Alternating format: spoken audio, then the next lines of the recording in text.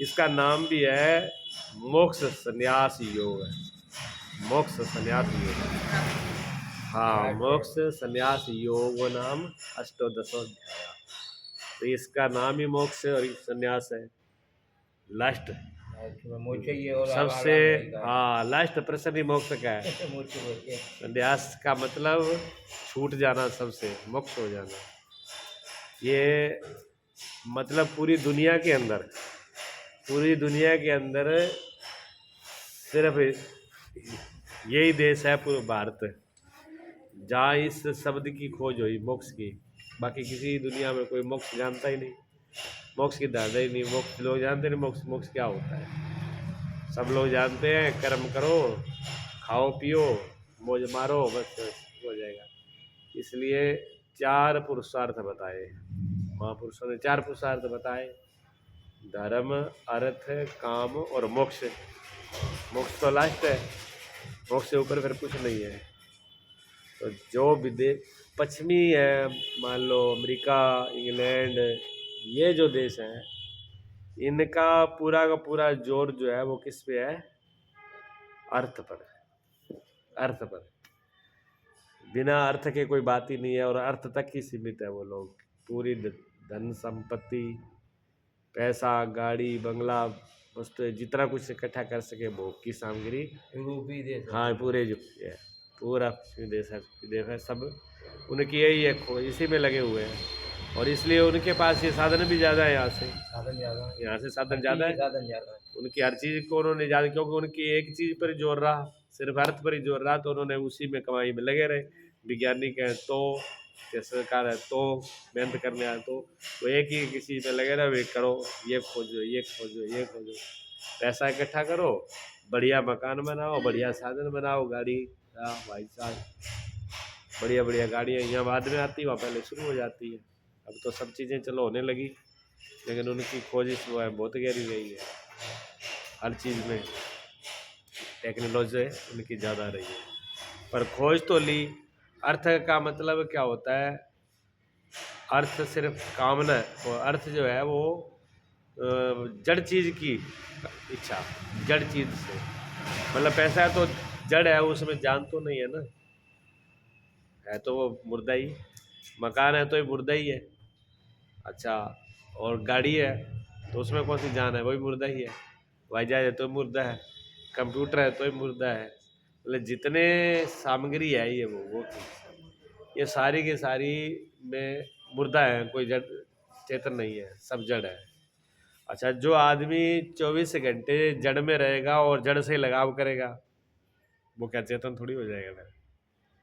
फिर वो जड़ी रहेंगे ना, तो वो जड़ी रहे, उसमें जड़ता ही आती है। फिर एक आदमी पैसे से जो प्यार करने वाला है, वो पैसे से एक में सीमित है, वहाँ तक सीमित है, उसी को गुलामी में रहे। पैसे को कहीं कुछ भी कर लो आप, पैसा मना थोड़ी करेगा। पैसा किसी को दान दे दो तो ये नहीं कहेगा अभी आपने मुझे दान क्यों दिया। और पैसा अगर नाली में फेंक दो तो वो रोएगा थोड़ी ना, इतना संभाल के तुमने अभी तक पेटी में रखा, अब मुझे नाले में डाल दिया, वही रोंगे। वही डाले वाले वैसे रोए, वो नहीं रोएगा। वही रोंगे यार, काम में आता। तो पैसे, लोग पैसे के पीछे इसलिए दौड़ते हैं कि वो पैसे पर अपनी हुकूमत रखते हैं, जो चाहो उसे कर लो, खर्च कर लो, पास में रख लो, फेंक दो, अच्छी जगह लगा दो, बुरी जगह, मतलब वो उसके हुक्म में है, तो उसको संतोष होता है, उसके अहंकार को, आदमी अहंकार को संतोष होता है भी हाँ हम हैं। दूसरा जो है, चारों में से दूसरा पदार्थ है काम। पहला अर्थ और फिर काम। काम का जहाँ संबंध आता है, वो कामनाएं जड़ से होती है, और कामना का मुख्य अर्थ फिर व्यक्तियों से हो जाता है, अपनी इच्छा से, कामना से, जिसको मोह ममता, जहाँ से मोह ममता शुरू होती है वो कामना ही है।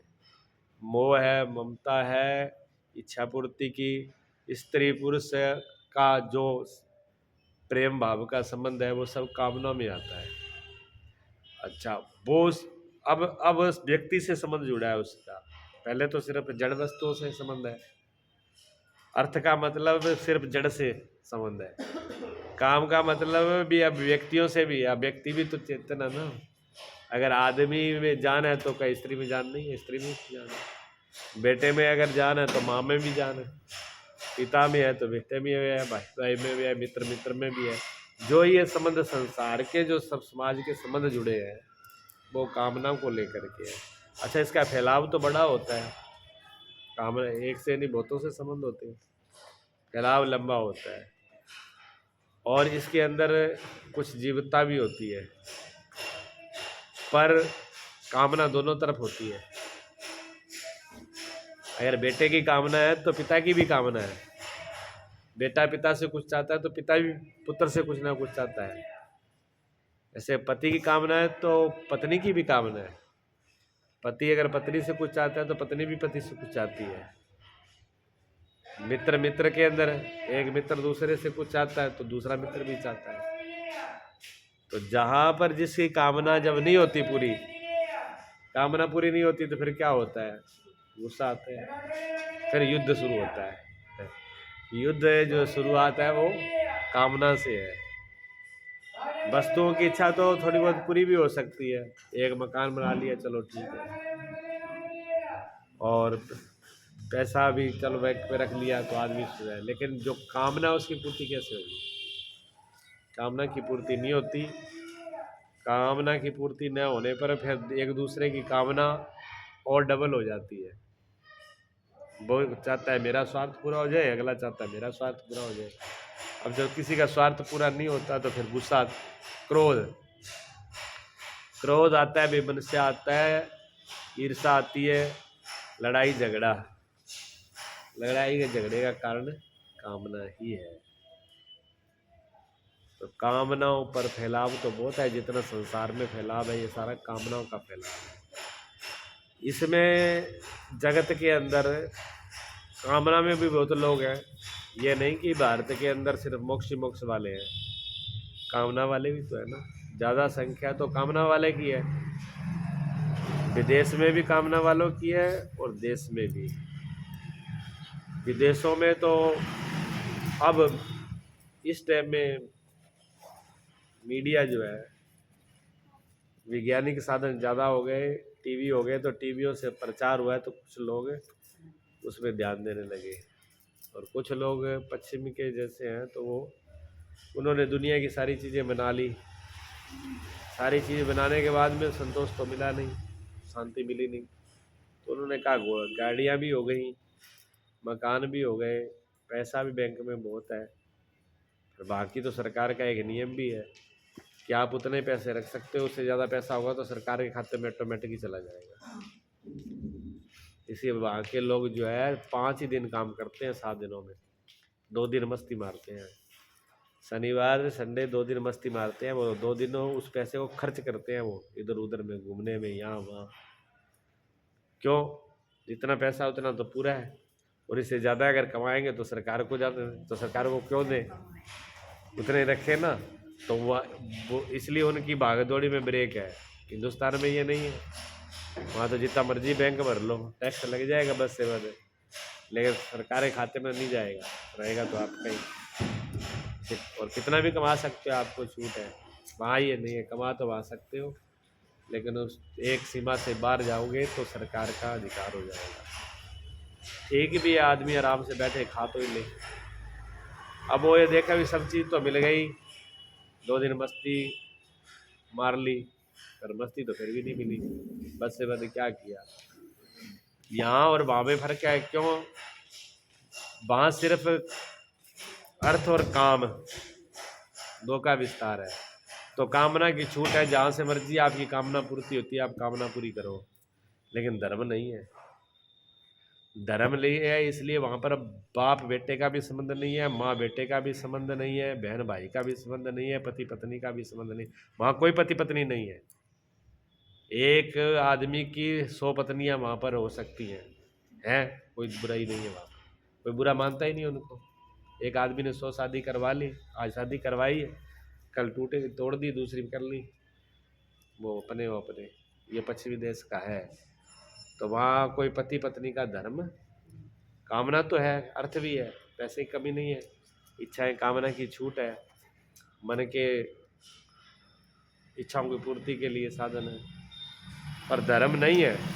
धर्म न होने के कारण जब पति पत्नी का इस धर्म नहीं रहा कि कौन किसका पति कौन किसी की पत्नी है, तो फिर बेटा बेटी का भी नहीं रहा। उनको ये पता नहीं बेटा कौन है बेटी, बेटा बेटी को यही पता नहीं है कि मेरी माँ मेरे बाप है कौन है, क्योंकि बाप ने 100 माँ बदल दी तब तक माँ कहीं पहुंची, माँ ढूंढे से नहीं आएगी। सबसे बड़ा प्रमाण तो माँ ही है बेटे का।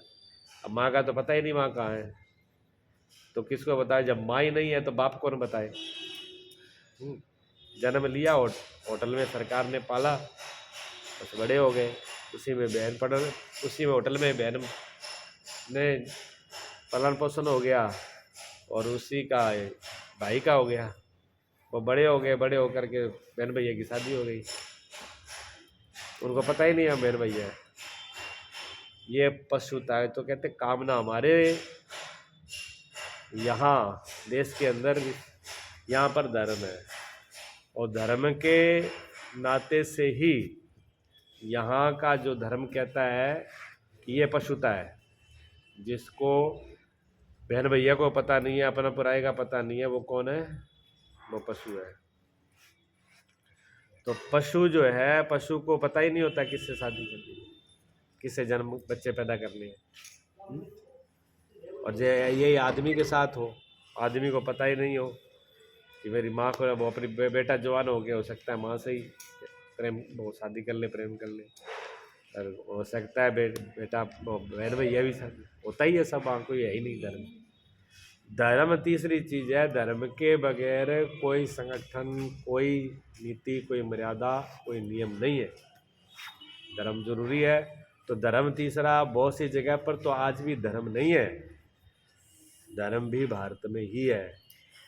धर्म ने ही निर्धारित किया है क्या करना है, क्या नहीं करना, कैसे चलना है, कैसे है, संबंध, व्यवहार, नीति, मर्यादा धर्म के ऊपर चल रही है। और धर्म को यहाँ पर मूल में रखते हैं, जड़ में रखते हैं। हमारे यहाँ पर धर्म को पहले रखते हैं, बाकी काम बाद में करो। इसलिए 4 प्रदासों सबसे पहले कहा धर्म, दूसरा अर्थ, तीसरा काम। धर्म काम को तो तीसरी पे रखा है, अर्थ दूसरे पे रखा है, पहले धर्म रखा है। पहला धर्म क्यों रखा? क्योंकि अगर आप पैसा भी अर्थ भी कमा रहे हो, अगर आपको पैसा कमाना है तो वो भी धर्म से आना चाहिए। बिना धर्म के तो पैसा भी नहीं आना चाहिए। बिना धर्म के जो पैसा आएगा वो भी आपका विनाश करेगा, नाश करेगा। अगर धर्म से, नीति से, चोरी से, डकैती से, बेईमानी से अगर आप अर्थ कमा रहे हो तो वो अर्थ भी आपके विनाश का कारण है। हमारे यहाँ तो अर्थ भी बिना धर्म के नहीं, बिना धर्म का अर्थ है उसको वर्जित किया गया है। काम तो बहुत बड़ी बात है। इसी प्रकार हमारी कोई कामना है, काम भी बिना धर्म के नहीं है। पति पत्नी, लड़का और लड़की की शादी की धर्म की नीति और मर्यादा से माता पिता ने संबंध जोड़े, उसमें भी संबंध उनके धर्म को रख करके किए गए। और संतान पैदा करनी है तो वो भी धर्म से ही। हाँ, बिना धर्म के कोई काम नहीं है, हर चीज़ धर्म से। तो ये सारी चीज़ बस बंदी रहती है। परिवार बिखरता नहीं, धर्म से ही परिवार नहीं बिखरता, और धर्म से ही शरीर में रोग कम होते हैं, धर्म से ही बुद्धि का विकास होता है। अर्थ और काम से विकास नहीं होता। विवेक का विकास, विचार का विकास बिना धर्म के नहीं होगा। धर्म से, बिना धर्म के ना श्रद्धा होगी, ना प्रेम होगा, ना मर्यादा होगी, ना कर्तव्य होगा। इसलिए धर्म को पहले रखा कि आप धर्म, चाहे संसार में जी रहे हो तो भी आप में धर्म होना चाहिए। परमार्थ में, परमार्थ तो बिना धर्म के आ ही नहीं सकता, परमार्थ तो बिना धर्म के आ ही नहीं सकता।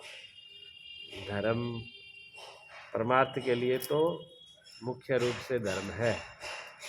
अगर धर्म नहीं होगा तो परमार्थ तो आसपास ही नहीं, आदमी भटक जाएगा, बहुत दूर चला जाएगा। पहले पर धर्म आना जरूरी है। हमारी वाणी में धर्म, हमारी आँखों में धर्म, हमारे कानों में धर्म, यानी सुनने में धर्म। सुनो वही धर्म कहता है क्या सुनना चाहिए, धर्म कहता है क्या देखना चाहिए। कहता है देखो भालो, देखो भालो तको मत। आंखों का काम है देखो भालो पर तको मत, किसी को तको मत। देखो भालो कोई भी चीज़ है देखो भालो, लेकिन किसी की चीज़ को तको मत। तकने का मतलब पीठ के पीछे उस चीज़ को उठा ले, हम मौका मिल जाए तो। किसी की तरफ देखना तो स्वाभाविक ही है, लेकिन किसी तरफ घूर के देखना या बुरी नीयत से देखना तो इसको कहते हैं तकना, ये बुरा है। इसीलिए लोचन, लोचन शब्द है, आँखों को लोचन बोलते हैं। और लोचन सबसे बड़ा लुच्चा, लुच्चा किसको कहते हैं, जो आँखों से घूर के देखे कहते हैं लुच्चा है ये। तो वो शब्द लुच्चा भी वहीं से पड़ा, आँख से ही लुच्चा शब्द आया। किसी को जो है गलत नीति से, गलत दृष्टि से घूर के देखना, उसको लुच्चा काल का तकना का। तो हमारे मर्यादा में धर्म कहता है देखो भालो तको मत, खाओ पियो छको मत। खाओ पियो लेकिन बुरी तरह से नहीं, छको मत। हाँ, कहो सुनो बको मत। कहो सुनो कोई बात नहीं, कहना भी चाहिए, सुनना चाहिए, बकना नहीं चाहिए। बकते हैं तो गड़बड़ हो जाती है, बकना का काम नहीं होना चाहिए। तो कुछ लोग जो है बकते हैं, कहते नहीं। जब बकते हैं कहते नहीं, बकने से फिर काम खराब होता है।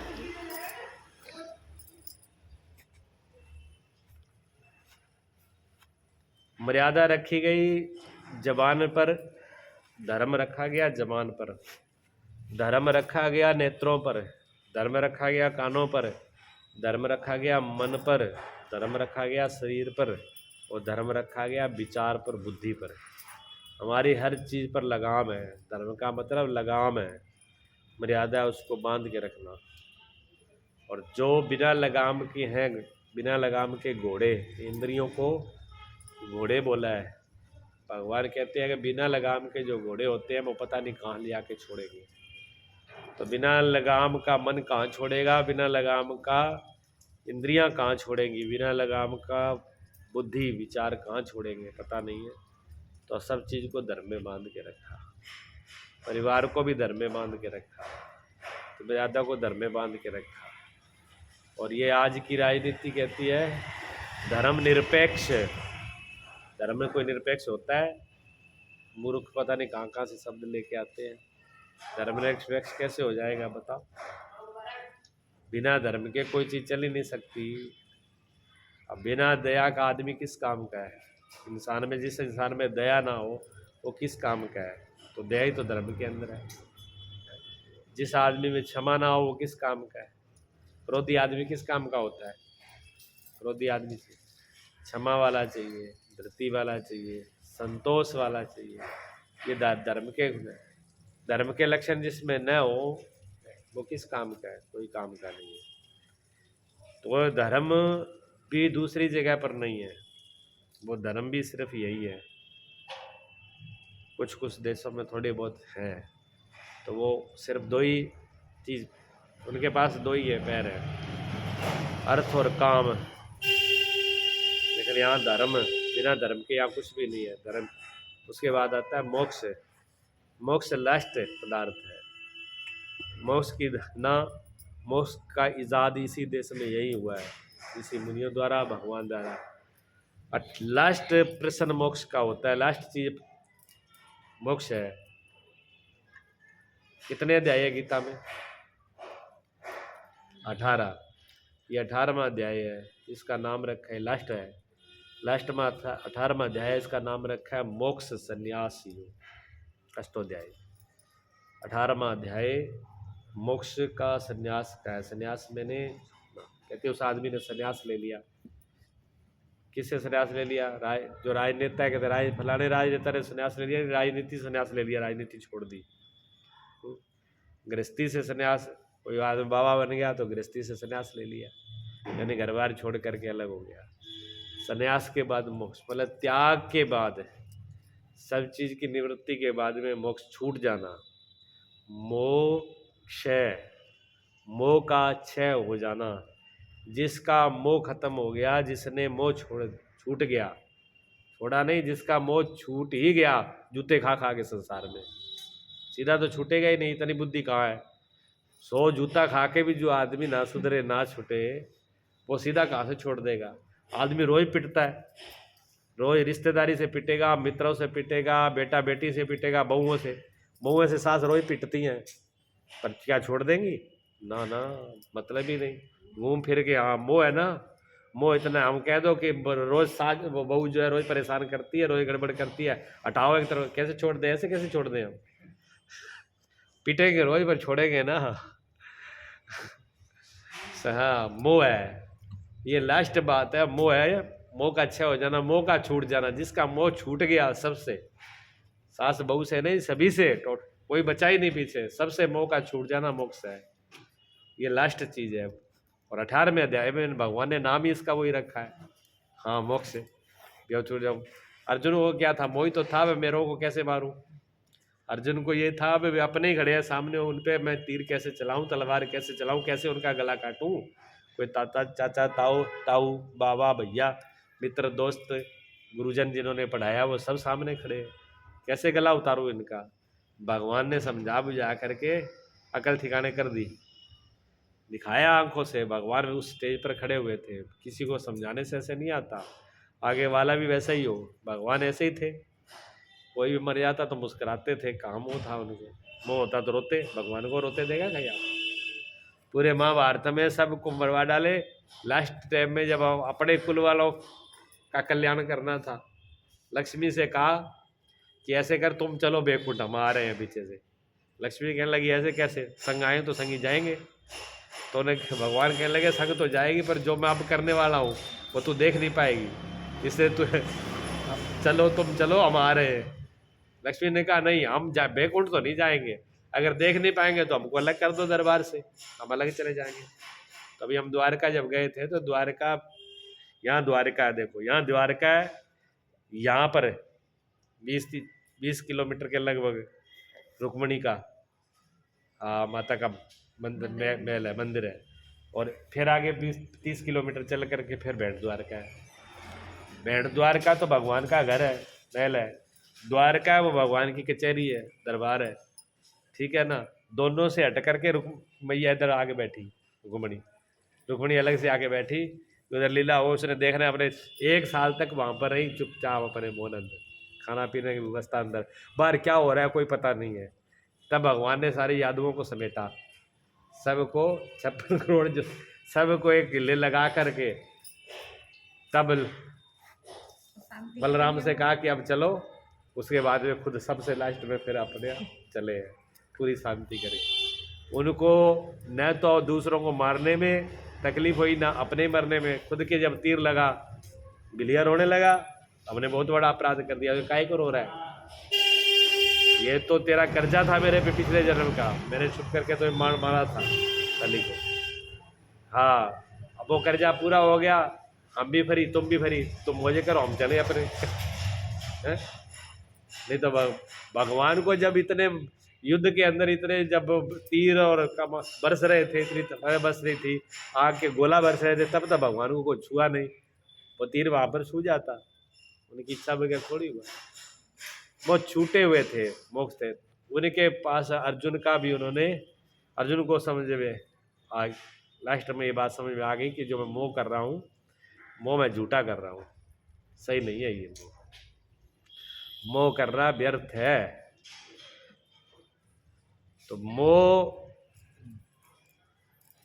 का मतलब मोह से छूट जाने का मतलब मोक्ष है, और कोई मोक्ष नहीं है। मोक्ष का मतलब ये नहीं कि आप सीधे बैकुंठ हवाई जहाज आया और सीधे चढ़ गए बैकुंठ में चले गए, या बादलों में घुस गए, या तीसरे लोक में चले गए, ये मतलब नहीं है।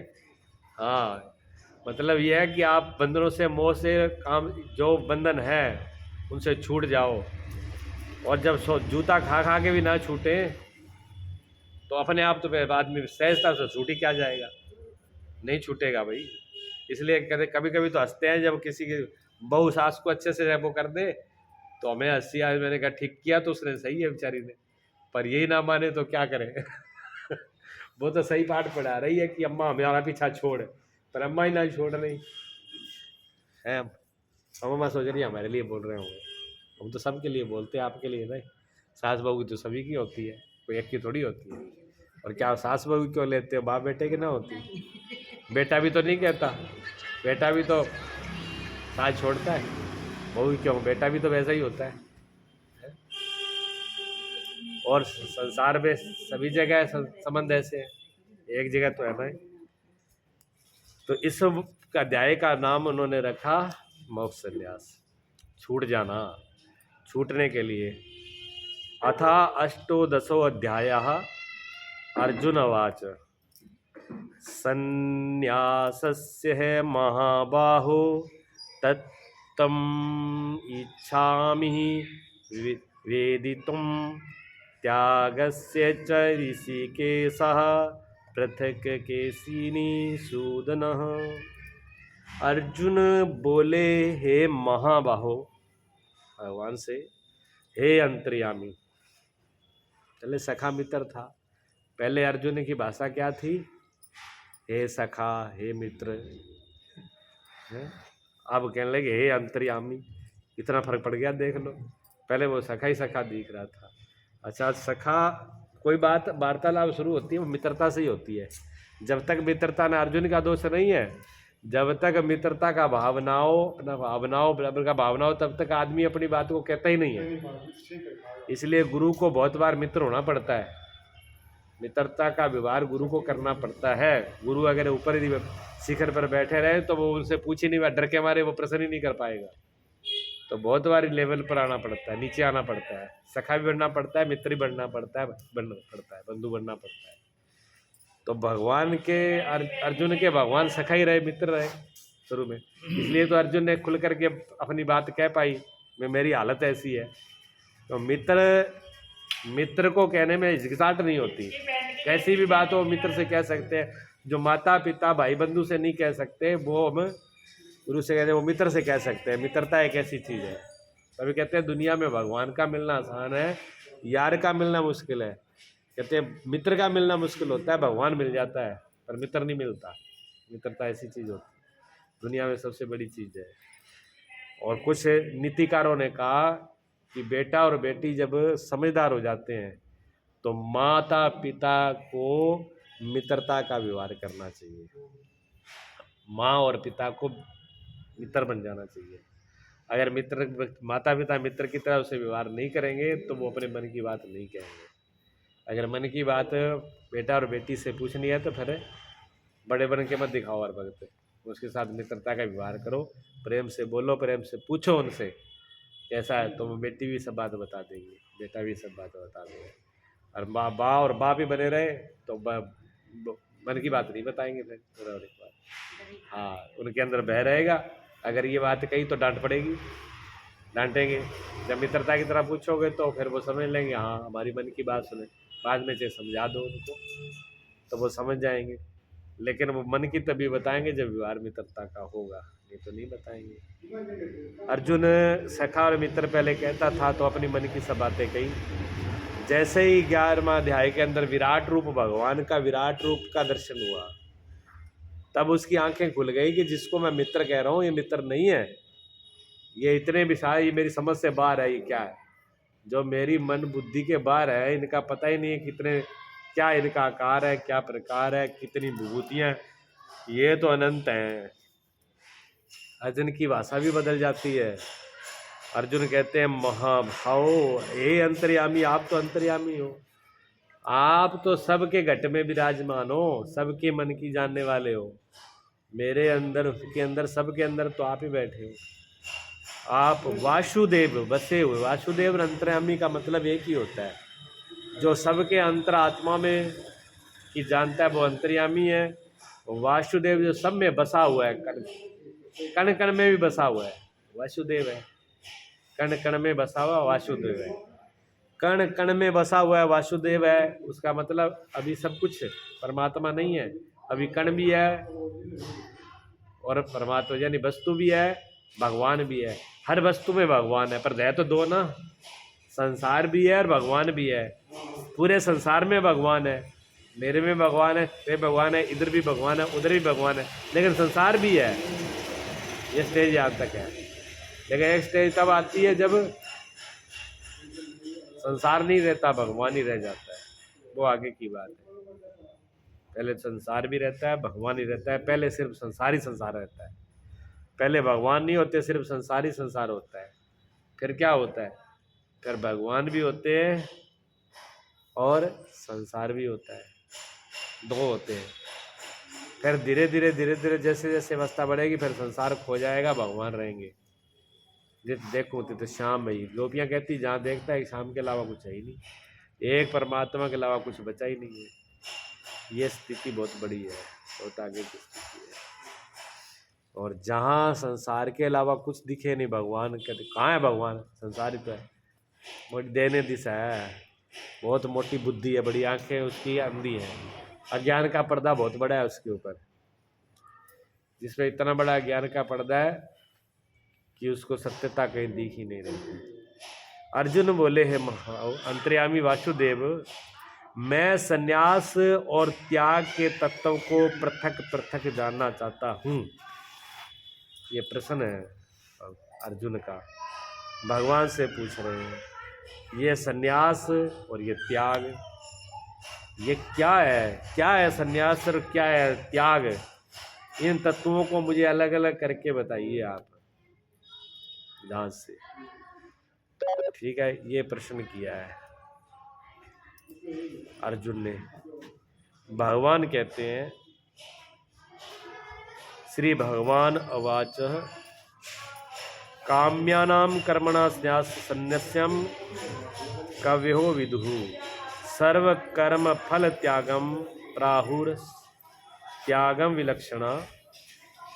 श्री भगवान बोले, कितने ही पंडित जन तो काम्य कर्मों के त्याग को संन्यास कहते हैं, तथा दूसरे विचार कुशल पुरुष सब कर्मों के फल को त्याग कहते हैं।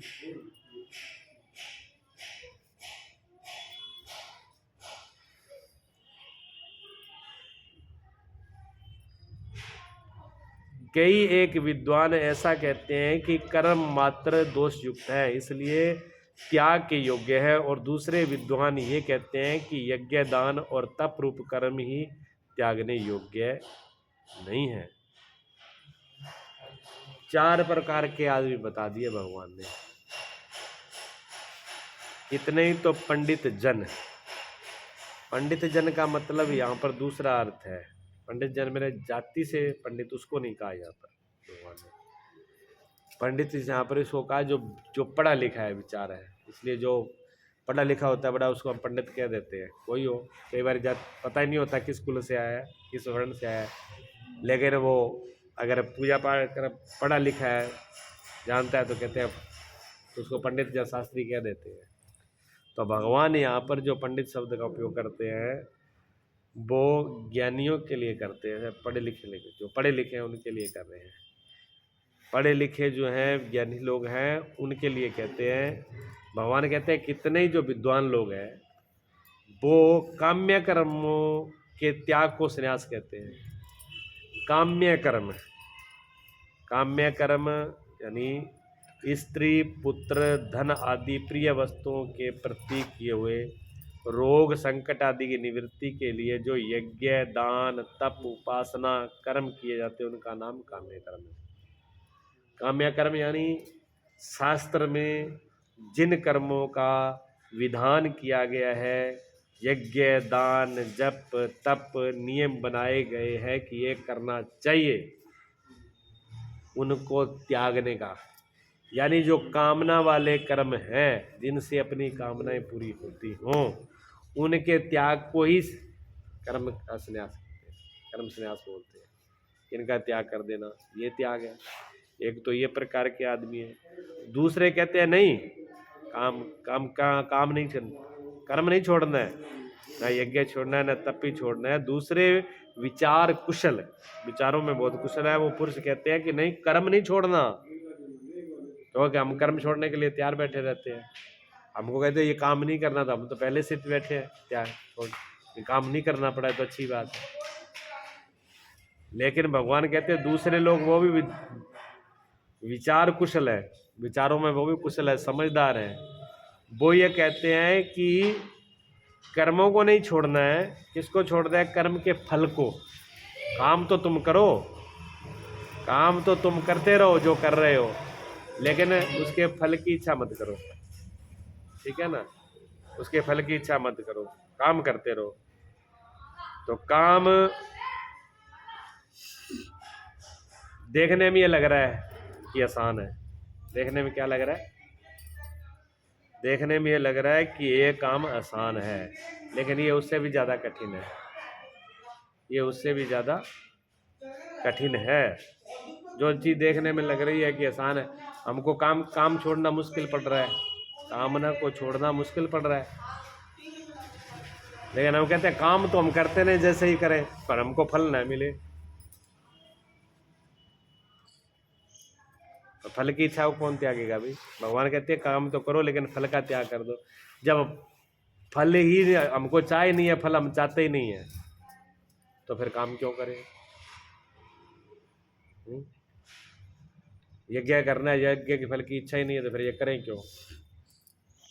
यज्ञ करना इच्छा को लेकर के, उसको कहा कि ये उसको त्याग देना, यज्ञ को ही त्याग दो, क्योंकि उसमें इच्छा कामना लेके कर रहे हैं तो उसी को त्याग दो। दूसरे कहते हैं नहीं, यज्ञ मत त्यागो, यज्ञ तो करो लेकिन उससे बदले में चाहो मत कि मुझे ये करना है। अतः कई विद्वान ऐसा कहते हैं कि कर्म मातृ दोष युक्त है। वो तीसरा बोला कि झंझटी मिटाओ ना, कर्म फल त्यागो ही, कर्म सारे जितने कर्म है चाहे अच्छे बुरे सारे कर्म ही झंझटी है, ये झंझटी काटो, पूरे कर्म ही खत्म करो ना, कोई कर्म करो ही मत। लेकिन भगवान कहते हैं कि कोई भी व्यक्ति किंचित मात्र एक क्षण के लिए भी कर्म किए बगैर नहीं रह सकता, कर्म जरूर करेगा वो। सांस चल रही है ये भी कर्म है तुम्हारा, आंखें चला रहे हो ये भी कर्म है, सुन रहे हो ये भी कर्म है, मन में सोच रहे हो ये कर्म है, बुद्धि से विचार कर रहे हो ये भी कर्म है। किससे बचोगे? तो कर्म तो तुम करे बगैर रह ही नहीं सकते, इसलिए त्यागने योग्य है। और दूसरे विद्वान ये भी कहते हैं, जो चौथा है वो ये कह रहा है कि सब नहीं, तीसरे ने तो कहा सभी का रट्टा काटो, सब कर्म ही बेकार है। और चौथा कह रहे हैं कि यज्ञ ऐसा नहीं, सब नहीं, यज्ञ दान तप रूप कर्म त्यागने योग्य नहीं है, बुरे कर्मों को त्यागो। यो अच्छे कर्म है, यज्ञ है, दान है, तप है, जो कर्म है वो अच्छे कर्म है, वो त्यागने योग्य नहीं है, उनको करो, दूसरों को त्यागो। चार मत भगवान ने बता दिए, भी 4 प्रकार के हैं। उसमें देखो कर्मों का जो भगवान ने कहा कि कर्मों का तो पहली बात है त्याग होता ही नहीं है, कर्म तो कोई ना कोई जरूर रहेंगे, कर्म तो जरूर रहेंगे, लेकिन सबसे पहले यह है कि कर्म सबसे पहले क्या आना चाहिए, इनका चारों का निर्णय कौन करेगा, कैसे करेगा? तो भगवान कहते हैं जब तक तुम्हें इस चीज का ज्ञान नहीं है कि करने वाला कौन है, करने वाला कौन है, ठीक है ना, झंझट यहीं से होता है। एक पहले में भगवान कहते हैं कि करने वाला जो मैं ना, उस मैं का त्याग करो, कर्ता का त्याग करो ना। तो हम कर्ता का त्याग नहीं करना चाहते। जब कर्ता का त्याग, मैं का त्याग नहीं हो रहा, तो भगवान कहते हैं फिर कर्म के फल का त्याग कर दो। तो जब दूसरी बात है कहते तो हमारी समझ में नहीं आता, हम कहते हैं फिर फल का त्याग करें तो रट्टा ही काटो ना, जब फल ही नहीं चाहिए तो कर्म ही काहे करें। हम अपने मतलब की उसमें जोड़ लेते हैं, जितनी भगवान बात कहते हैं उतनी नहीं करते। सब में जगह ये होता है, कहीं भी बोला जाए उसमें से आदमी अपने स्वार्थ की बात को निकाल ही लेता है। जहाँ पर ये कहा जा रहा है कि कर्म को नहीं छोड़ना, कर्ता को छोड़ना है, मैं को छोड़ना है, वहाँ तो हमने कहा कि जब पूरा कर्म भी छोड़ने के लिए बोल रहे हैं, और जहाँ पर ये कहा कि कर्म नहीं छोड़ना, फल को छोड़ना है, वहाँ कहते हैं उलझन हो जाती है। अब आधी बात को पकड़ लेते हैं, आधी को छोड़ देते हैं, तो ऐसे लगता है कि भगवान एक जगह तो कहते हैं कि कर्म को छोड़ो, एक जगह लगता है कि कर्म करो। दो बातें एक साथ क्यों कह रहे हैं? तो दो बातें नहीं, दोनों में अंतर है। फल का त्याग, अगर आप कर्ता को नहीं छोड़ रहे तो फल का त्याग छोड़ो। तो कैसे छोड़ेगा? सबसे पहले जो करने वाला है उसके ऊपर जाएगा, उसका ज्ञान होना जरूरी है। करने वाला कौन है? क्या सब कुछ हमारे करने से हो रहा है? बताइए। सबसे पहले तो ये देखना होगा कि मैं कर ही क्या रहा हूं जिसका मैं अभिमान करूं। मेरा कर्तापना का अभिमान है किससे हो रहा है? सूर्यो, चंद्रमा, धरती, पृथ्वी चक्कर काट रही है, जब पृथ्वी का सूर्य पूरा ब्रह्मांड चक्कर काट रहा है। विज्ञानी कहते हैं सूर्यों के पूरी पृथ्वी और सूर्यों का चक्कर काट रही है। कुछ लोग कहते हैं धरती के बाहर पूरा ब्रह्मांड घूम रहा है, लेकिन घूम तो रहा है। सारी प्रकृति एक दूसरे के आश्रित चल रही है।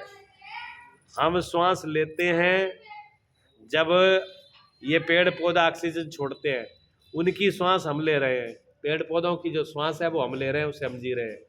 और हमारे अंदर से श्वास वापिस आती है कार्बन डाइऑक्साइड बन करके, गंदी गैस बन करके आती है। वो गैस ये पेड़ जी रहे हैं, वो इनको नहीं मिले तो ये नहीं जिएंगे। हमारी सांस से ये जी रहे हैं और इनकी सांस से हम जी रहे हैं। तो बताओ, तुम कह रहे हो कि मैं जी रहा हूँ, किस में जी रहा हूँ? पेड़ों की सांस से तो तुम जी रहे हो, तो मैं बचा कहाँ है? कौन सा काम आप कर रहे हो? श्वास आप ले रहे हो, श्वास आपके बस का नहीं है। खून आप चला रहे हो, वो आपके बस का नहीं है। मन वो आपके बस का नहीं है। पूरी प्रकृति हवा हम चला रहे हैं। सूर्य, चंद्रमा, तारे एक दूसरे के गुरुत्वाकर्षण से चल रहे हैं। कुछ चीजें धरती खींच रही है, कुछ चीजें पर चंद्रमा और सूर्यमंडल खींच रहा है। धरती का, पृथ्वी का गुरुत्व आकर्षण जो है, खिंचाव, वो हमको बांधे हुए है। अगर धरती हमको पकड़ के नहीं रखे तो हम धरती पे चल ही नहीं पाएंगे। और आप क्या कहते हो? हम कहते हैं हम चल रहे हैं। हम तो कहते हैं हम चल रहे हैं, और पकड़े कौन है? धरती उसको नीचे पकड़े हुए, हर चीज को पकड़े हुए। आप फेंको कोई चीज को, नीचे आ जाती है, उसका चुंबकीय आकर्षण खींचता है। जो चुंबकीय शक्ति है वो खींच के रखती है, पकड़ के रखती है। आप ऊपर चले जाओ, ध्रुव रेखा से पार ऊपर ही चले जाओ, फिर नीचे नहीं आ पाओगे। फिर ऐसे ऐसे करते रहो, हाथ मारो, छपे मारो, नीचे आने का काम नहीं है। हाँ, जल के अंदर चल के दिखाओ। आप जल के अंदर चल के दिखाओ, जहाँ धरती का गुरुत्व से कट जाता है, जल पे चल के दिखाओ। जहाँ तो डूबोगे, जहाँ फिर जल आपको नीचे जाने नहीं, जल ऊपर फेंक देगा, आपको डूबने नहीं देगा। हाँ जी, समुद्र में कोई चीज़ नहीं डूबती, समुद्र के अंदर कोई चीज़ नहीं डूबती। आप कितनी कोई चीज़ फेंक दो, किनारे पे लाके फेंक देगा, नहीं, कोई जल नहीं लेता। एक आदमी को छोड़ के, आदमी को अहंकार है कि मैं कर रहा हूँ सारे काम प्रकृति के प्रयास। पूरी प्रकृति का हो या पूरा परमात्मा का विधान करो, वही कर रहा है। तो कर्म संन्यास का मतलब पहले तो ये समझ आ जाए कि करने वाला कौन है। अगर ये समझ आ गया तो अपने आत्मा का ज्ञान होगा, मैं करने वाला नहीं हूँ, सब कुछ परमात्मा। आत्मज्ञान के बगैर सारी बात अधूरी है। आत्मज्ञान होना ही जरूरी है। आत्मज्ञान होने के बाद में ही संन्यास आ सकता है। क्या त्यागना है, क्या पकड़ना है, पहले तो अकल ही नहीं है। निष्काम कर्म योग कब आएगा? निष्काम कर्म योग तब आएगा जब आत्मज्ञान होगा। आत्मज्ञान है तो कोई कामना ही नहीं, मैं तो आत्मा हूँ, अलग हूँ, मैं करने वाला हूँ ही नहीं। जब मैं करने वाला नहीं हूँ तो मेरे में कोई कामना ही नहीं। कामना नहीं है तो निष्काम कर्म फल का त्याग, निष्काम, जब निष्काम होगा तभी कर्म के फल का त्याग होगा। और कर्म संन्यास, सब कर्मों का संन्यास कब होगा? लास्ट बात है, जिसमें कोई, जब सब कुछ करने वाला ही परमात्मा है। हम तो जैसे कठपुतली होती है ना, कठपुतलियाँ वो नचाते हैं, देखा होगा टीवी में आपने, वो धागा, वो दूसरे वो हाथ में धागा होता है, वो खूब डांस करती हैं, उदकती है ऐसे है। अब वो कठपुतली को ये लगे कि मैं नाच रही हूँ, तू कहाँ से नाच रही है? नचाने वाला तो बाहर बैठा हुआ है। ऐसे हमको लग रहा है कि हम नाच रहे हैं, हम काम कर रहे हैं, कराने वाला करा रहा है। वो उंगली से जिसकी जितनी उंगली चलाए उतना ही नाचता कूदता है। जिसको बिठाए बैठ जाता है, जिसको उठाए उठ जाता है, जिसको सुलाए वो सो जाता है, जिसको ऊपर पहुँचाए ऊपर पहुँच जाता है। क्या है बस में? बस में हो तो ऊपर काहे पहुँच जाते हो? बने रहो अड़ के। यमराज से कहो कि हम तो यही रहेंगे, तुम्हारे बाप का ठेकेदार है, ले आने वाला हमें कौन होता है? मृत्यु के आगे किसी की चलती नहीं है, चलती तो किसी में भी नहीं है, फिर भी चलाने की कोशिश करते हैं। तो जिसको ये समझ में आ गया कि हम कठपुतली हैं, नचाने वाला दूसरा है, हमारी डोर हमारा धागा हाथ में है, जिसके हाथ में है उसी का नाम परमात्मा है, उसी का नाम चेतन है, वो सब जगह व्यापक है।